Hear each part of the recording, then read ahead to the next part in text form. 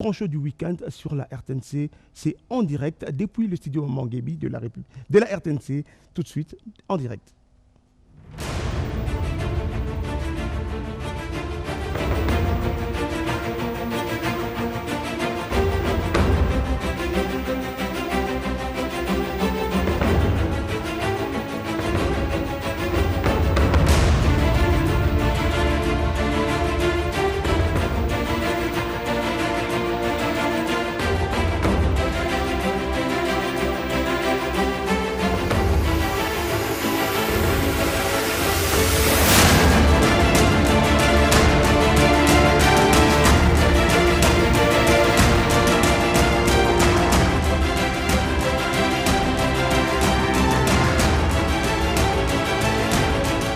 Allez, on va parler justement République démocratique du Congo avec notre invité, je vais le nom de venir, l'honorable Ogi Kalonji, c'est comme ça qu'il s'appelle, c'est lui qui est notre invité du jour. J'aime bien l'appeler Monsieur Terre Jaune, vous comprendrez pourquoi j'aime bien l'appeler ainsi. Allez, on va commencer comme d'habitude, nous commençons par les débuts, comme vous arrivez dans... honorable, je vais commencer par là. Voilà, j'en mets un peu trop, hein, mais bon. Le geste barrière, hein, il faut toujours le faire. Très important. Beaucoup de gens oublient, mais c'est très important. Allez, on désaffecte le micro. Honorable Ogi Kalonji, comment vous allez? Ça va, monsieur Jessie. Et vous, ça va? Très bien. Ouais. Député national, élu de la circonscription de la Tchangou. Bien sûr. Première mandature, hein, c'est la première fois que vous soyez élu député. La première fois, effectivement. On va d'ailleurs s'asseoir. Mais je vais quand même vous donner l'occasion de saluer tous vos électeurs qui vont vous regarder ces matins. En français, en anglais, ça dépend. Je vous donne l'occasion de les saluer. Allez. Je salue tous nos électeurs de la Tchangou. Je salue tous ceux qui nous suivent au travers de la République.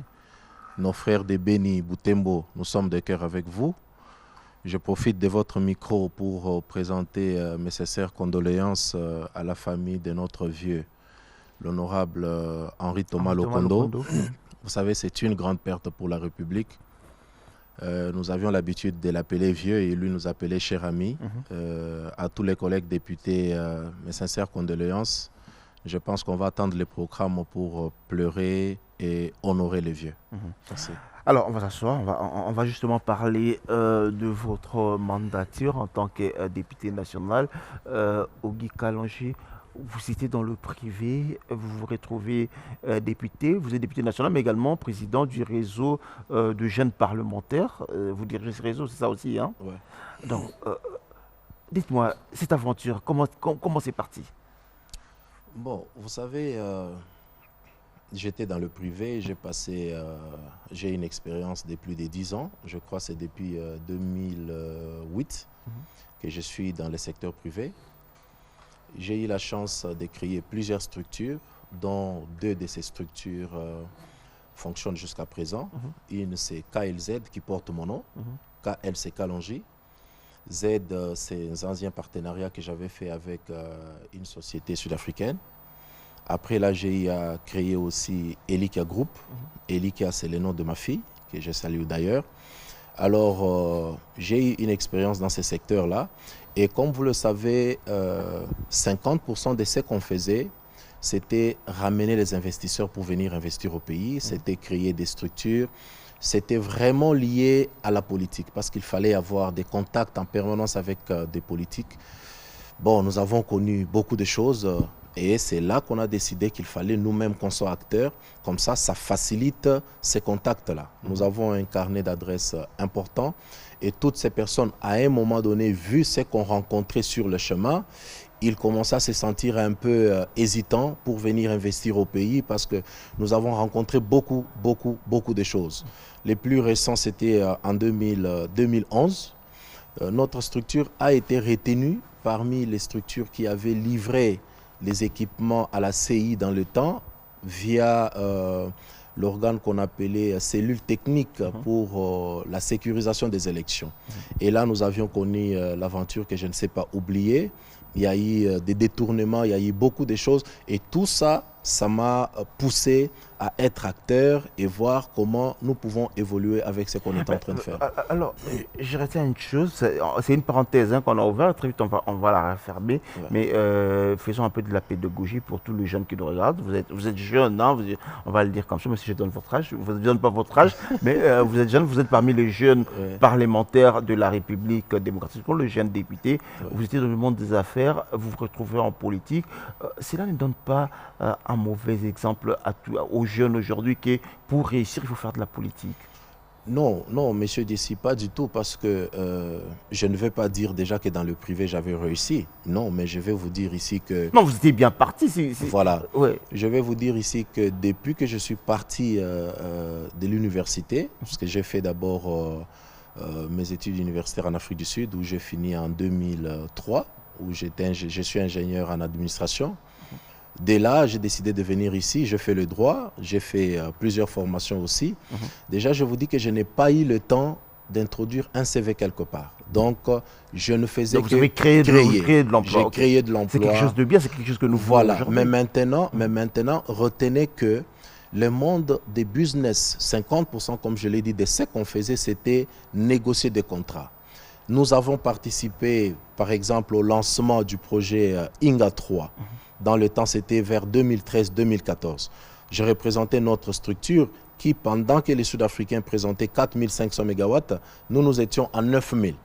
Mais parce qu'il y avait de la politique, il y avait beaucoup de choses, on n'a pas pu gagner le marché.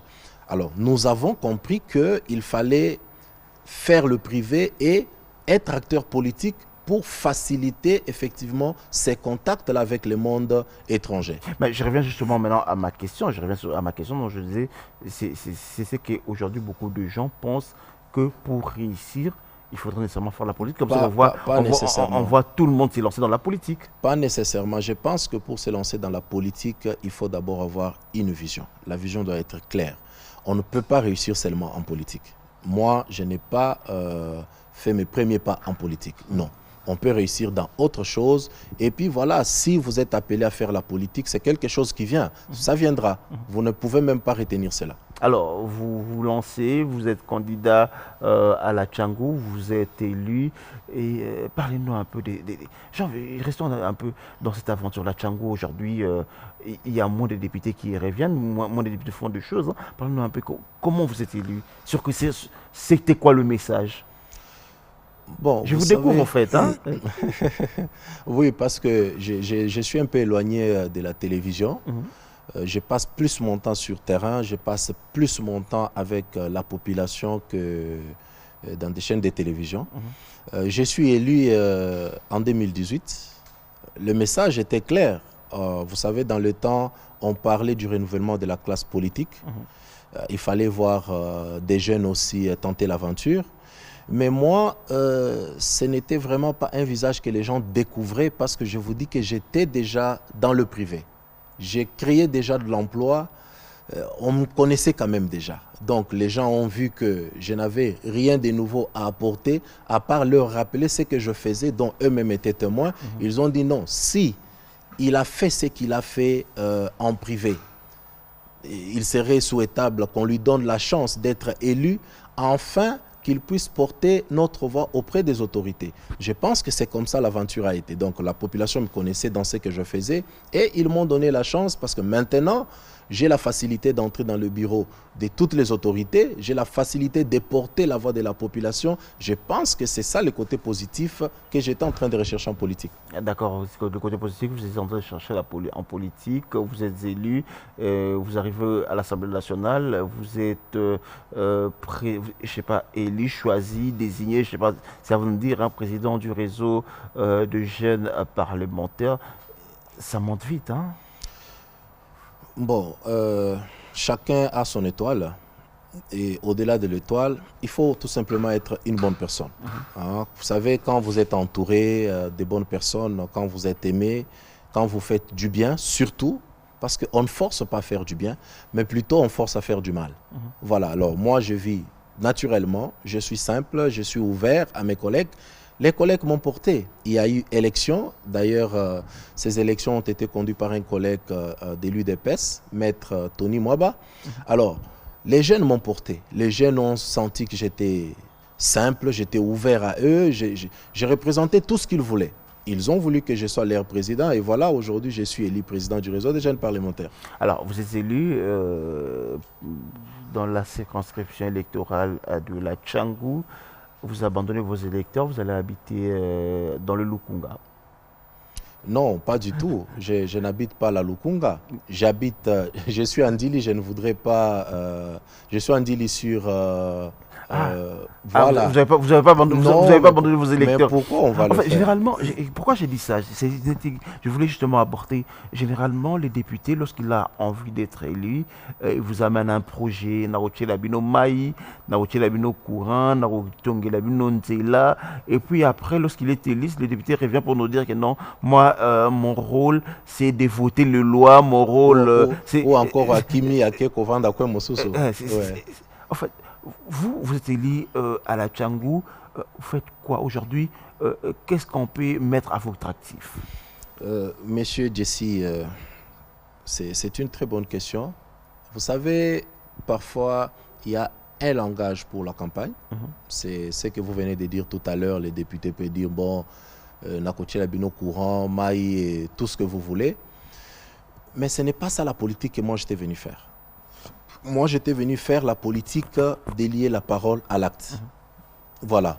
Ou je fais des promesses, ou je ne le fais pas.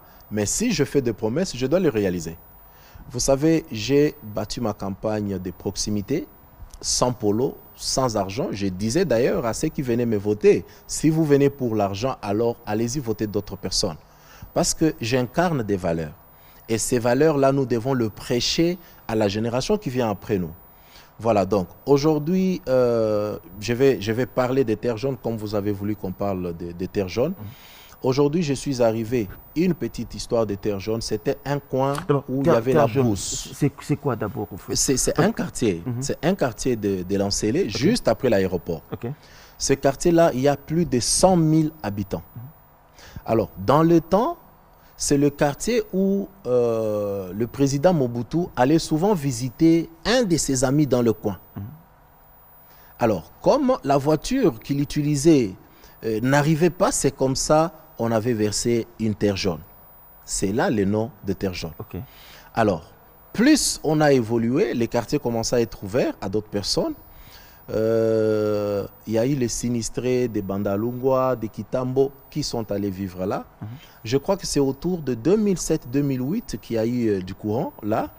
Mais c'est un courant où il fallait être capable pour être abonné. Là, je vois que vous plongez déjà dans vos activités, mais la question que je voulais justement vous poser... Mais c'est exactement pour répondre à votre question. Oui. Parce qu'aujourd'hui, il y a du courant en terre jaune. Ça entre dans notre actif. Vous me parlez de terre jaune alors que vous êtes élu de la Tchangou. La Tchangou, c'est pas seulement terre jaune, c'est pas seulement un seul quartier. La Tchangou, non, c'est que je dis plusieurs communes en fait. Effectivement, c'est que je dis, nous avons fait beaucoup de choses dans plusieurs communes. Mais vous vous identifiez à terre. Aujourd'hui, quand on parle des toniques, quand on parle de vous, vous identifiez à terre jaune. Non, je m'identifie à la Tchangou. Mais comment j'ai voulu servir la population de la Tchangou? Vous savez, qui embarrasse trop, embrasse mal. J'avais pris la décision d'y aller par étapes. C'est-à-dire, aujourd'hui, je fais ce que je pouvais. J'avais identifié 5 priorités à terre jaune. Il y avait le problème. Mais exactement. Je m'en vais répondre. Oui, je vais répondre à votre question. En fait, c'est pour vous dire que j'avais décidé d'y aller étape par étape. Aujourd'hui, c'est terre jaune. Demain, je décide Sendili. Je me concentre là. Après-demain, c'est comme ça un bon manager fait les choses. Mais si aujourd'hui tu es en Dili, demain tu es à Kingasani, après-demain tu es à terre jaune, tu ne vas absolument rien faire. Alors moi, j'avais décidé d'identifier les priorités dans chaque coin. J'ai identifié les priorités à Kimbaseke, j'ai identifié les priorités en Dili, j'ai identifié les priorités à terre jaune. Mais pourquoi je me suis concentré tout de suite à terre jaune? Il faut voir cette route-là, voir les mamans qui y habitent. C'est une route où le sable vous arrive aux genoux. Alors là, j'ai trouvé que c'était sérieux. Forcément, donner des images. On va voir ces images. Voilà. Là, j'ai trouvé que c'était très sérieux et je devrais faire quelque chose. J'ai commencé à faire le lobbying au niveau des autorités. J'ai dit non. Il y a un coin que vous ignorez. il y a un coin où le président Mobutu passait régulièrement. Je pense quand même, et au-delà de ça, la montagne des Mangengengue, là où les gens vont prier pour être bénis, c'est quelque part là vers Terre Jaune. Je me suis dit, on ne peut pas aller prier dans ces conditions. Il fallait s'impliquer pour... Les serviteurs jeunes, c'est dans la commune de Lansele. C'est dans Lansele, oui, Okay. oui. Alors je me suis impliqué, j'ai fait les lobbying. Aujourd'hui, c'est mon plaidoyer à payer parce que je crois dans le 24 heures ou même 48 heures, on va lancer les travaux officiellement. Les engins sont déjà sur place. Je pense que ça entre dans mon actif en tant que député. Mais je n'ai pas obtenu que la route de Terre Jaune. J'en ai obtenu 3 à la Tchango, pour votre information. Je suis membre de la commission infrastructure au niveau de l'Assemblée nationale. Je pense que c'est cela qui m'a permis à savoir quels sont les besoins ou qu'est-ce qui se passe au niveau des infrastructures et comment je peux faire mon plaidoyer. Donc, ça, c'est pour parler de la route. Au-delà de ça... La route ne suffit pas. Quand vous venez vous dire que j'ai pu obtenir qu'on puisse lancer les travaux de cette route, mais la route ne suffit pas pour la survie de cette population. Ce que vous êtes en train de me dire, je suis en train d'imaginer que cette population doit vivre dans une précarité qui ne dit pas son nom, mais on lance les travaux d'une route, mais après...